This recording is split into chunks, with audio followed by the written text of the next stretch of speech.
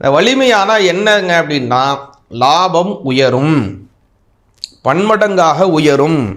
நீங்கள் என்னென்ன இது பண்ணிகிட்ருக்கீங்களோ, உங்களுடைய வேலைகள் என்னென்ன மாதிரி இருக்கோ, சொந்த தொழில் செய்யலாம், வேலைகள் பார்க்கலாம், அல்லது ஒரு சிறு தொழில் பண்ணலாம், அல்லது ஒரு வேலை பார்த்துக்கிட்டே ஒரு பார்ட் டைம் பிஸ்னஸ் பண்ணலாம், அல்லது ஒரு மீடியேஷர் வேலைகள் பார்க்கலாம். என்ன வேணாலும் நீங்கள் செய்யலாம்.